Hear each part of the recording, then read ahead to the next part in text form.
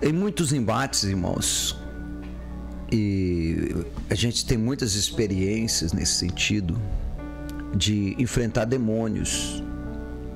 E os demônios, quando eles se manifestam, eles sempre têm ali uma meta. Eles dizem: ela vai voltar a ser aquilo que era antes. Ele vai voltar a ser aquilo que era antes.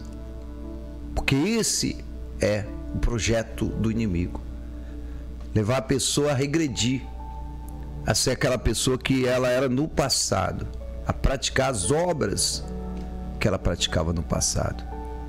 Então, muitas vezes, quando nós nos deparamos com alguém manifesto, os demônios, eles não se conformam em ter perdido aquela pessoa. E eles dizem: não, vou usar novamente. Ela é minha, ela é meu. É assim que o inimigo pensa. Eu quero ele no boteco de novo. Eu quero ela vivendo aquela vida promíscua que ela vivia.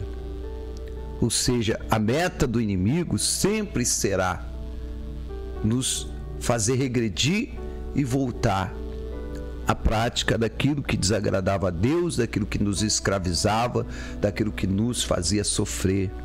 Porém, Deus quer que nós continuemos seguindo o caminho. Enquanto Deus quer que você siga o caminho da santidade, o caminho da verdade que existe e exige renúncia, o inimigo, ele te oferece uma porta larga, a porta do prazer, a porta do jeitinho, da mentira, da desonestidade, de levar vantagens. E nós temos que tomar muito cuidado, porque muitas vezes o inimigo engana muitas pessoas. E ele vai dizer para você que você ver a Deus é difícil, que demora muito, né? Deus parece que não nos ouve. Mas o prazer que o inimigo te oferece é imediato, é agora, é já.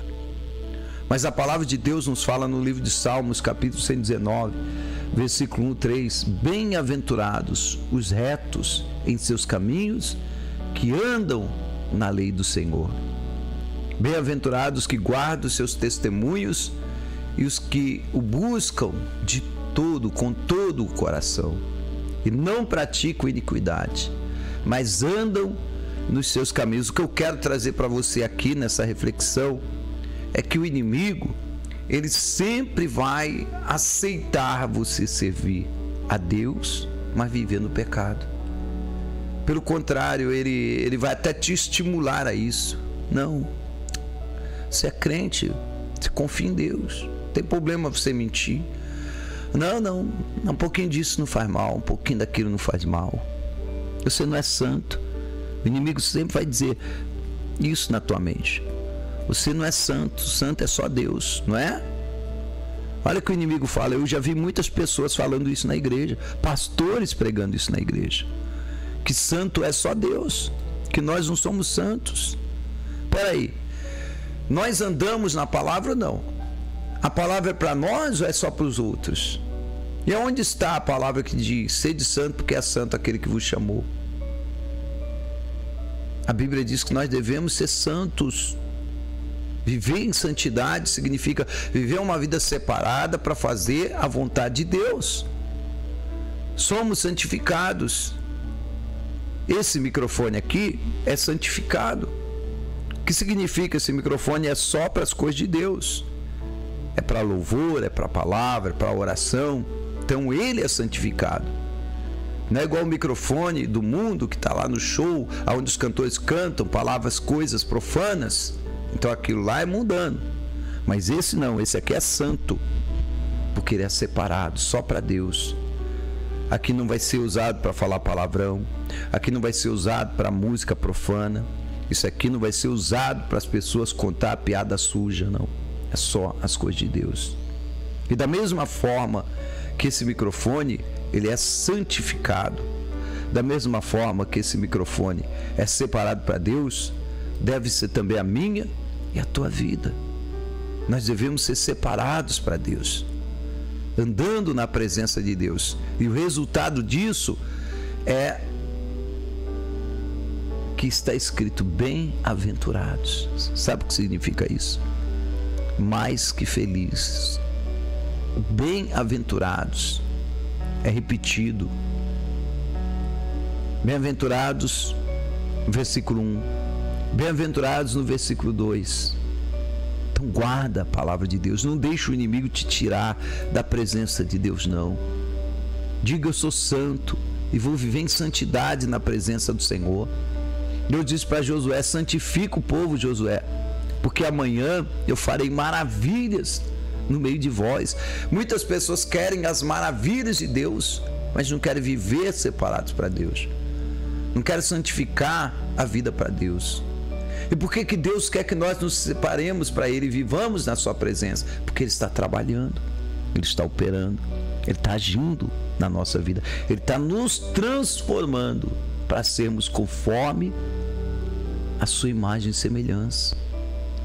Filipenses 1,6 diz assim: tendo por certo isto mesmo, que aquele que em vós começou a boa obra a aperfeiçoará até ao dia de Jesus Cristo. Cada dia, cada manhã, Deus renova a sua misericórdia na nossa vida. E Deus vai trabalhando para nos transformar. Como Ele faz isso, pastor? Ele vai tirando de nós coisas ruins, nos mostrando para que a gente abandone, e Ele vai acrescentando coisas boas que nós não temos em todas as áreas da nossa vida. É aprender a ter mais alegria, é aprender a ser menos ansioso, é aprender a ser mais alegre com as coisas simples, né? Porque se você não agradece a Deus por um copo de água